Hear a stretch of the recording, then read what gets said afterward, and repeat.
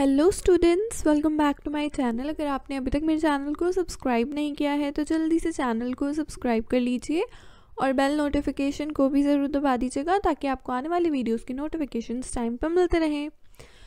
हमारा teaching aptitude में last जो टॉपिक था वो ये था कि कौन कौन से ऐसे इम्पॉर्टेंट फैक्टर्स हैं जो टीचिंग को अफेक्ट करते हैं। इस वीडियो में हम बात करेंगे टीचिंग मेथोडोलॉजी। क्या मेथोडोलॉजी होता है? मेथोडोलॉजी।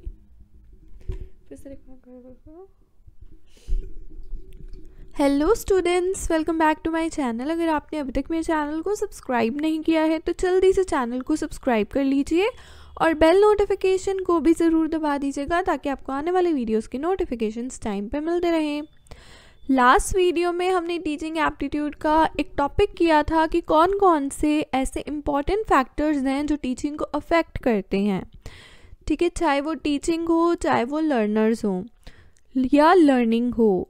इस वीडियो में हम बात करेंगे टीचिंग मेथोडोलॉजी के बारे में, लेक्चर मेथड के बारे में और डिस्कशन मेथड के बारे में। ठीक है, लेक्चर मेथड में हम इनके एडवांटेजेस, डिसएडवांटेजेस, यूजेज जानेंगे और डिस्कशन मेथड में भी हम यही चीज़ें डिस्कस करेंगे और ये होते क्या है ये जानेंगे। टीचिंग मेथोडोलॉजी से हम शुरू करते हैं। पहले तो ये जानते हैं कि ये होती क्या है। बेसिकली क्या होता है ना, टीचिंग और लर्निंग ये दो साइड्स होते हैं कॉइन के। जैसे एक सिक्के के दो पहलू होते हैं वैसे ही हम कह सकते हैं टीचिंग और लर्निंग दो साइड्स होते हैं कॉइन के। And most accepted criterion for measuring good teaching is the amount of the student learning that occurs. एक अच्छी टीचिंग को मेज़र करने का एक अच्छा क्राइटेरिया जो एक्सेप्टेड है वो यही होता है, मोस्ट एक्सेप्टेड वो यही होता है कि स्टूडेंट को कितना समझ में आया। इसी से ही हमें पता चल जाता है कि एक टीचिंग किस वे में टेक प्लेस कर रही है। There are consistently high correlation, बहुत ही हाई कोरिलेशंस होते हैं स्टूडेंट्स की रेटिंग्स में, अमाउंट ऑफ लर्न कि कितना उन्होंने सीखा है कोर्स में, एंड उनके ओवरऑल रेटिंग्स में भी जो कि टीचर के होते हैं और कोर्स के होते हैं। मतलब एक हाई कोरिलेशन होता है स्टूडेंट के और टीचर के बीच में। एक तो ये कि स्टूडेंट की जो रेटिंग है कि कितना उसने याद किया है, उसका रिलेशनशिप विद कि जो टीचर है उसकी ओवरऑल रेटिंग क्या रही है और क्या कोर्स था। ये सारी चीज़ें जो होती हैं इनके बीच में एक हाई कोरिलेशन टेक प्लेस करता है। Those who learn more gave their teachers higher ratings. जो बच्चे बहुत ज़्यादा सीखते हैं अपने टीचर्स से, उनको अच्छे से समझ में आता है तो वो अपने टीचर्स को हाई रेटिंग्स भी देते हैं। ये कोहेन ने 1981 में कहा था एंड थेल एंड फ्रैंकलिन 2001 में भी इन्होंने कहा था। Tell me I forgot, show me I remember, involve me I understand. मतलब मुझे बताओ क्योंकि मैं भूल चुका हूँ, तो आप मुझे बताएंगे तो मुझे याद आ जाएगा, मुझे दिखाएंगे तो मुझे याद रहेगा, मुझे इन्वॉल्व करेंगे तो मैं चीज़ों को समझ पाऊँगा। There are different types of teaching methods. बहुत ही अलग अलग तरीके के टीचिंग मैथड्स होते हैं जिनको हम कैटेगराइज कर सकते हैं 4 ब्रॉड टाइप्स में, 4 ब्रॉड टाइप्स में। पहला है टीचर सेंटर्ड मेथड, दूसरा होता है लर्नर सेंटर्ड मेथड, तीसरा है content focused method and last वाला है इंटरैक्टिव या पार्टिसिपेटिव मेथड। अब इंस्ट्रक्टर सेंटर्ड मेथड भी हम इसको बोल सकते हैं, या टीचर सेंटर्ड मेथड क्या होता है इसके बारे में बात करते हैं।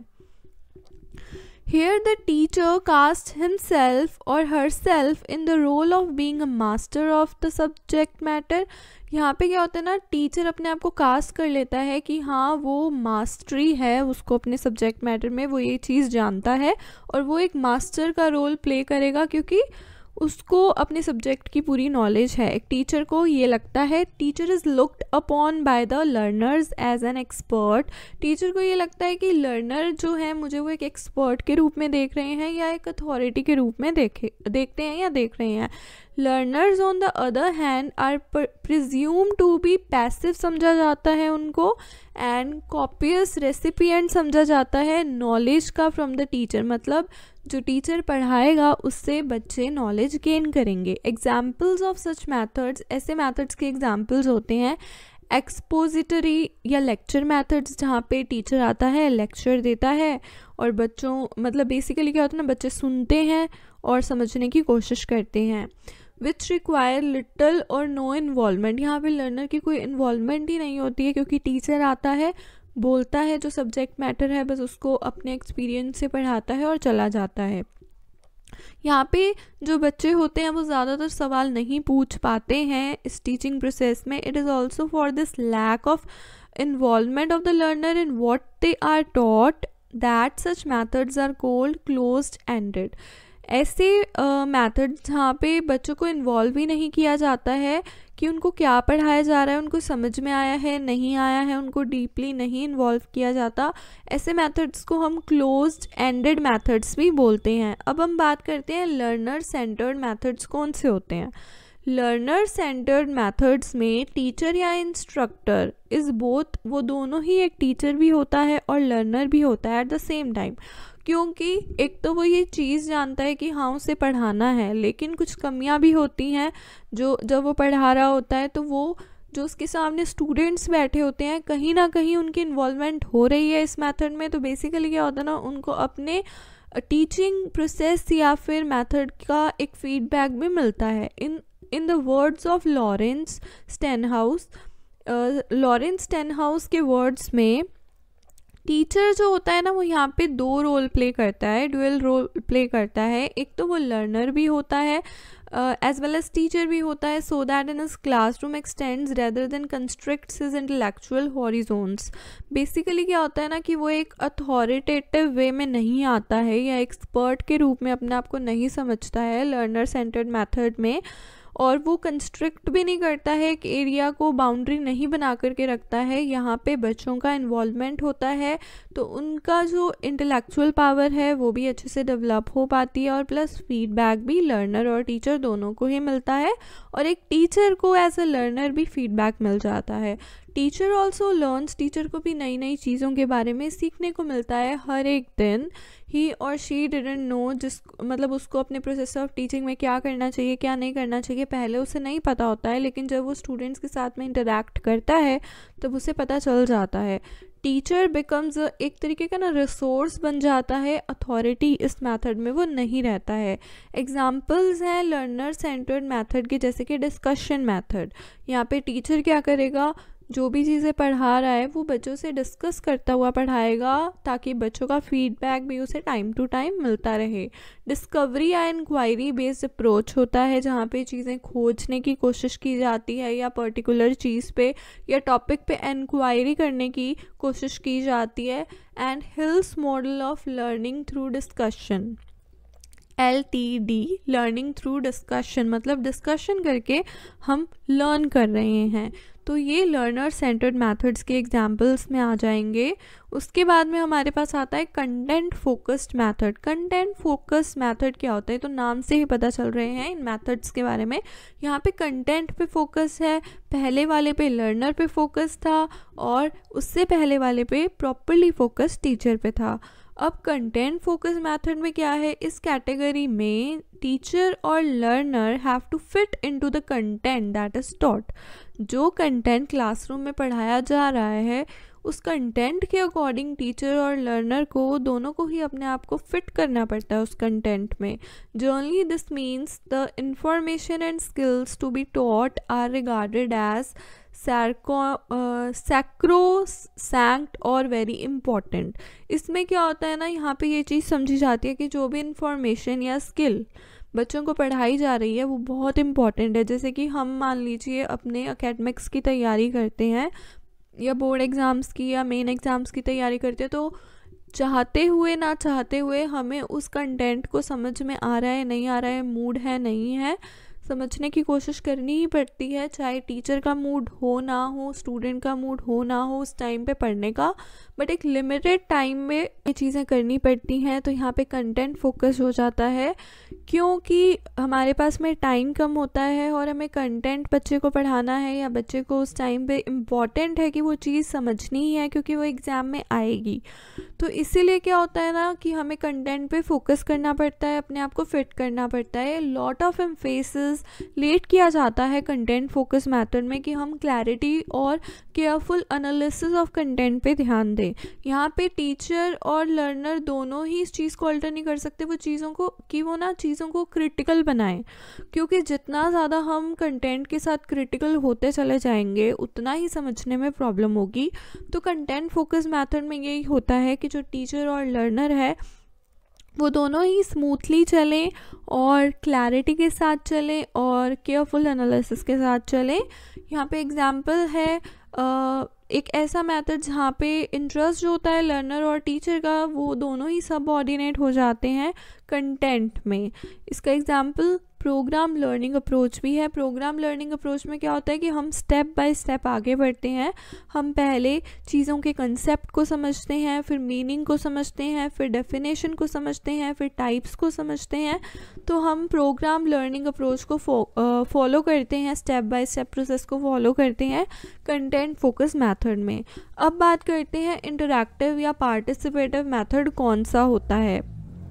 इसके भी नाम से पता चल रहा है कि यहाँ पे पार्टिसिपेट किया जा रहा है या इंटरैक्ट किया जा रहा है। ये फोर्थ कैटेगरी है, borrows a bit from the three, थोड़ी मतलब कहीं ना कहीं तीनों ही मेथड का थोड़ा थोड़ा मिक्सचर है other methods without necessarily laying emphasis unduly on either the learner, content और टीचर। यहाँ पे प्रॉपरली एम्फेसिस नहीं दिया जा रहा है, इन्वॉल्वमेंट सबका हो रहा है। ये जो मेथड है ये ड्रिवन होता है बाय द सिचुएशनल एनालिसिस से कि सिचुएशन कैसी है, सिचुएशन को एनालाइज किया जाता है और व्हाट इज़ की ना उस किस टाइम पे क्या चीज़ ज़्यादा अप्रोप्रिएट है, इम्पॉर्टेंट है हमारे लिए सीखने के लिए या करने के लिए गिवन सिचुएशन में, चाहे वो लर्नर के लिए हो या टीचर के लिए हो। They require a participatory understanding फिर हमें यहाँ पे चाहिए होती है सिचुएशनल एनालिसिस के बेसिस पे अलग अलग डोमेन्स एंड फैक्टर्स की। अब बात करते हैं लेक्चर मेथड के बारे में। लेक्चर मेथड के कुछ डिटेल्ड ये मेथड्स हैं, अभी बहुत सारे मेथड्स हम डिस्कस करेंगे आने वाले वीडियोस में भी। हम इस वीडियो में लेक्चर मेथड और डिस्कशन मेथड पे फोकस करते हैं। तो लेक्चर मेथड होता क्या है? फॉर्मल या सेमी फॉर्मल डिस्कोर्स होता है, एक तरीके का मेथड या प्रोसेस होता है जिसमें इंस्ट्रक्टर जो होता है ना या टीचर जो होता है वो प्रेजेंट करता है एक सीरीज़ ऑफ इवेंट्स को, फैक्ट्स को, प्रिंसिपल्स को और एक्सप्लोर करता है। मतलब बच्चे के सामने वो कोई इवेंट, फैक्ट या प्रिंसिपल को बताता है और किसी प्रॉब्लम को एक्सप्लोर करता है या रिलेशनशिप को बिटवीन वेरियस थिंग्स एक्सप्लेन करता है या किसी भी कंटेंट मैटर या सब्जेक्ट मैटर के बारे में लेक्चर देता है, मतलब समझाता है। अब क्या होता है ना कि इसके एडवांटेजेस देखते हैं कि ये नए आइडियाज़ को क्रिएट करता है। ये बड़ी क्लास के लिए बहुत ज़्यादा अच्छा मेथड है क्योंकि कम बच्चे बैठे हैं तो इतना इफ़ेक्टिव मेथड नहीं होता, बट बहुत सारे बच्चे हैं, लाइक 40 या 50 बच्चे क्लासरूम में बैठे हैं तो लेक्चर मेथड बहुत अच्छा मेथड हो जाता है उस टाइम पे। टीचर यहाँ पे एक्सपीरियंस्ड होना चाहिए, टीचर को अपने सब्जेक्ट मैटर के बारे में पता होना चाहिए, मास्टरी होनी चाहिए अपने सब्जेक्ट में और सारे पॉइंट्स को वो अच्छे से एक्सप्लेन कर सके एंड आंसर कर सके सारे क्वेश्चंस का जो कि स्टूडेंट्स के द्वारा रेज्ड होते हैं। Student can ask if they need any clarification, students कभी भी क्वेश्चन पुट कर सकते हैं जब वो क्लैरिफिकेशन चाहते हैं। लर्न थ्रू लिसनिंग, वो सुन करके सीखते हैं लेक्चर मेथड में। टीचर एक्सप्लेन करता है सभी पॉइंट्स को इस मेथड में, स्टूडेंट्स अपना इनपुट भी देते हैं, टीचर डिस्कस करते हैं होल टॉपिक को क्लासरूम में एक इजी लैंग्वेज में ताकि स्टूडेंट्स को समझ में आ सके। ये लार्ज क्लास के लिए अच्छा मेथड है। टीचर सारी नॉलेज प्रोवाइड कराते हैं इस मेथड में related to the topic. Time saving है क्योंकि teacher is suppose to finish lecture on time, क्योंकि उनको टाइम पीरियड दिया जाता है उसमें उन्हें अपने लेक्चर को फिनिश करना होता है, इसलिए टाइम सेविंग मेथड भी है। Students give their views at the end of the lecture, students क्या करते हैं लेक्चर के एंड में अपने व्यूज़ देते हैं। Student can ask the question if they have any problem to understand the lecture, अगर उन्हें लेक्चर के टाइम पे कुछ समझ में नहीं आ रहा है तो वो क्वेश्चन पूछ सकते हैं। स्टूडेंट्स अटेंटिवली सुनते हैं लेक्चर को और नोट्स लेते हैं टीचर से और क्वेश्चंस को आस्क करते हैं, पूछते हैं at the end of the lecture. Student भी समझते हैं, बेसिक कंसेप्ट्स को अंडरस्टैंड करते हैं एंड जानते हैं चीज़ों के बारे में। टीचर जो है वो जानता है कि उनके सारे स्टूडेंट्स कैसे हैं और वो जो है टीचर जो होता है वो सूटेबल स्ट्रैटेजीज़ को फिर यूज़ कर पाता है अपने क्लासरूम के लिए ताकि बच्चों को समझ में आ जाए। टीचर इन्फॉर्मेशन भी शेयर करता है स्टूडेंट्स के साथ में, सो एक इंटरेस्ट भी क्रिएट होता रहता है स्टूडेंट्स में। स्टूडेंट्स ज़्यादा इन्वॉल्व रहते हैं, पार्टिसिपेटिव रहते हैं टीचर के साथ में क्योंकि वो क्वेश्चंस पूछते रहते हैं। टीचर नोट्स भी प्रोवाइड कराते हैं, स्टूडेंट्स ईज़िली समझ जाते हैं हर एक पॉइंट पे क्योंकि ईजी लैंग्वेज यूज़ होती है। स्टूडेंट्स नॉलेज को शेयर भी करते हैं टीचर के साथ में एंड टीचर एक रोल मॉडल की तरह होता है स्टूडेंट्स के लिए। यूजेस की बात करें तो ये ओरिएंट करने के काम आता है स्टूडेंट्स को।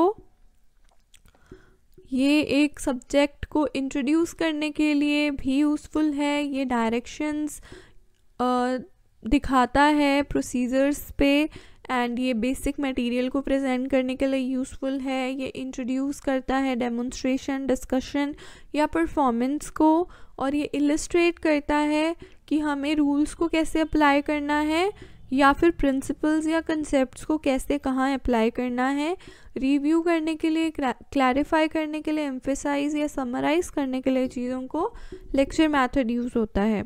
एडवांटेजेस इसके यही हैं जो हमने पहले पढ़े थे, वो भी सारे आप एडवांटेजेस कंसीडर कर सकते हो। ये टाइम बचाता है, फ्लेक्सिबिलिटी परमिट करता है क्योंकि कभी भी क्वेश्चंस पूछे जा सकते हैं अगर स्टूडेंट्स चाहते हैं तो पूछना, और लेस रिजिड स्पेस रिक्वायरमेंट होती है, मतलब ज़्यादा जगह भी नहीं चाहिए होती है। और ये अडेप्टेबिलिटी को परमिट करता है क्योंकि ईजी लैंग्वेज होती है तो स्टूडेंट को समझ भी आता है। और ये वर्सेटिलिटी को भी परमिट करता है, वर्सेटाइल मेथड है। और ये better centre over contact and sequence, basically क्या है ना, ये कॉन्टेक्ट और सीक्वेंस को भी परमिट करता है कि अच्छे से स्टूडेंट्स को जो टीचर होता है वो समझता है, इंडिविजुअल डिफरेंसेस को जानता है, अपनी क्लासरूम में के बारे में जानता है, अपने स्टूडेंट्स के बारे में जानता है, तो वो अच्छे से उनसे कांटेक्ट भी कर पाता है, उनके साथ कोरिलेट भी हो पाता है, प्लस हम ये भी कह सकते हैं रिलेट हो पाता है और वो सीक्वेंस को भी कंसीडर कर पाता है। डिसएडवांटेजेस ये हैं कि ये वन वे कम्युनिकेशन है क्योंकि कई बार क्या होता है ना, लेक्चर मेथड में एक अथॉरिटेटिव टाइप ऑफ व्यू आ जाता है और टीचर जो है वो लेक्चर मेथड में सिर्फ समझाते हैं और चले जाते हैं और बोरिंग होते हैं लेक्चर मेथड, बच्चे बोर हो जाते हैं। ज़्यादातर बच्चों को कुछ समझ में नहीं आता है तो कोई क्वेश्चन ही नहीं पुट करता है, बच्चे भी यही सोचने लगते हैं कि जल्दी से लेक्चर ख़त्म हो और टीचर जाए और पीरियड ओवर हो। तो ये one way type of communication को इन्वॉल्व करता है और ये पोजेस करता है प्रॉब्लम्स को इन स्किल टीचिंग, क्योंकि इसके अंदर क्या होता है ना, लेक्चर में टीचर जो है वो ज़्यादा टीचिंग एड्स का इस्तेमाल ही नहीं करते हैं और ज़्यादातर ऐसा ही होता है और प्रॉब्लम्स जो हैं वो क्रिएट होती हैं, लेकिन फिर उन प्रॉब्लम्स को भी जाने दिया जाता है और लेक्चर को कंटिन्यू किया जाता है। स्टूडेंट के पैसिवनेस को ये इनकरेज करते हैं कि उनको पैसिव ही समझा जाता है, एक्टिव पार्टिसिपेशन उनका इतना नहीं देखा जाता और ये डिफ़िकल्टी होती है इन गॉजिंग या गेजिंग स्टूडेंट रिएक्शन। वही बात हो गई कि स्टूडेंट्स जो होते हैं वो रिएक्ट ही नहीं करते हैं, उनका रिएक्शन निकलता नहीं है, कई बार टीचर के डर से नहीं निकलता है। तो कई बार क्या होता है कि टीचर का लेक्चर ही बोरिंग होता है कि स्टूडेंट्स लेक्चर ख़त्म करना चाहते हैं जल्दी से जल्दी। और हाईली स्किल्ड इंस्ट्रक्टर्स की लेक्चर मेथड में ज़रूरत पड़ती है क्योंकि प्रॉपर इंटरेक्शन, प्रॉपर स्किल्ड और एक रिलेशनशिप बना कर के चलना लेक्चर मेथड में ज़रूरी होता है और proper teaching strategies and methods का यूज़ करना ज़रूरी हो जाता है।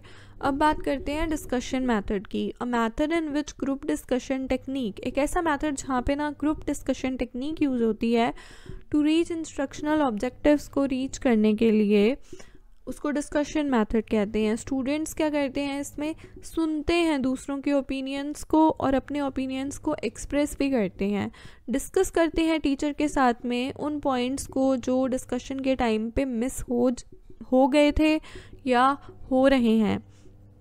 स्टूडेंट लर्न करते हैं अपने ही ऑन देयर ओन, अपने आप ही वो चीज़ों को लर्न कर लेते हैं और की पॉइंट्स को फाइंड कर लेते हैं।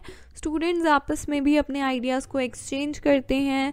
Students gate point of view मिलता है उनको सभी का किसी भी पर्टिकुलर टॉपिक पे, not only those who always speak but those जो हमेशा ही बोलते हैं उनके पॉइंट ऑफ व्यू तो मिलता ही है, बट वहाँ पे जो बच्चे और नए बैठे होते हैं वो भी अपने पॉइंट ऑफ व्यूज़ रखते हैं, तो एक्सचेंज हो जाते हैं यहाँ पे पॉइंट ऑफ व्यूज़ और एक दूसरे के पॉइंट ऑफ व्यूज़ जानने को मिलते हैं। आफ्टर डिस्कशन व्हेन स्टूडेंट्स अपने प्रेजेंटेशन देते हैं डिस्कशन के बाद में, तो टीचर उनके मिस्टेक्स भी करेक्ट कर पाते हैं और स्टूडेंट्स जो हैं वो अपने खुद के नोट्स खुद ही बना लेते हैं डिस्कशन मेथड के बाद।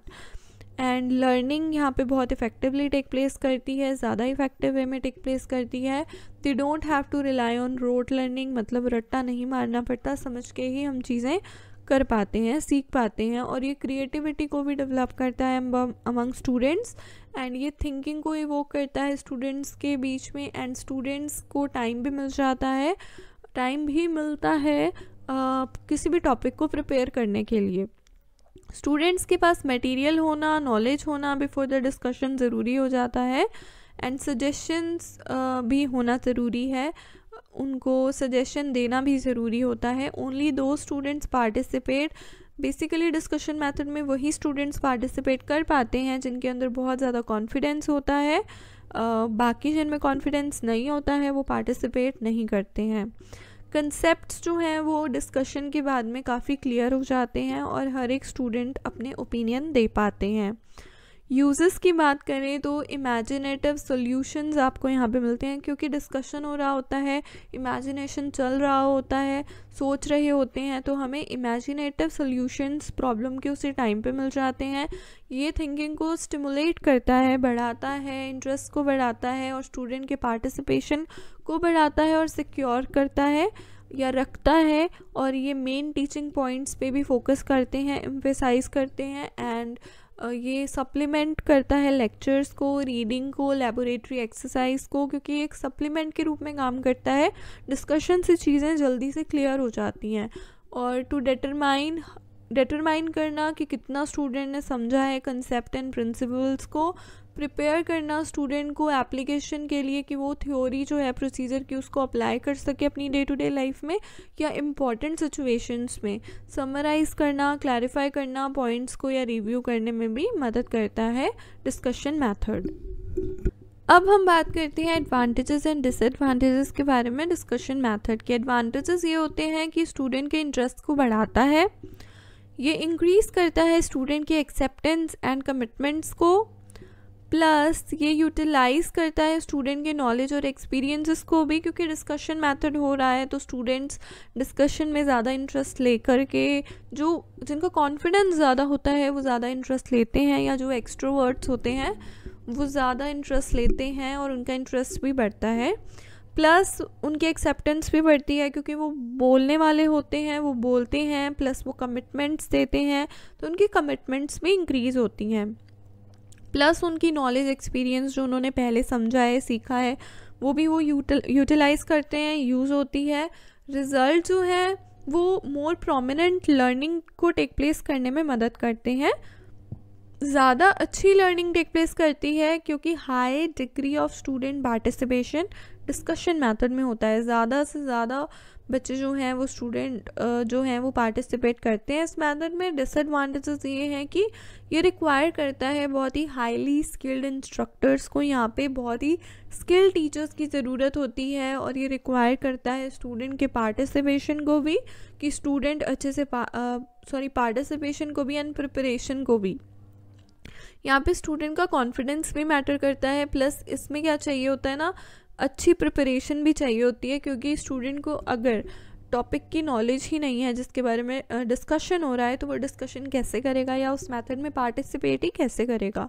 प्लस ये लिमिट करता है कंटेंट को, क्योंकि जिस कंटेंट के बारे में डिस्कशन हो रहा होता है फिर उसी के बारे में चलता है डिस्कशन, हम उससे आउट ऑफ द बॉक्स नहीं जा सकते हैं। और डिस्कशन मेथड टाइम को कंज्यूम करता है क्योंकि वो कितना ही लंबा चल सकता है, उसकी कोई टाइम लिमिट नहीं होती है। वीडियो अच्छी लगी तो वीडियो को लाइक करना, शेयर करना ना भूलिएगा, चैनल को सब्सक्राइब करना ना भूलिएगा, बेल नोटिफिकेशन को दबाना ना भूलिएगा।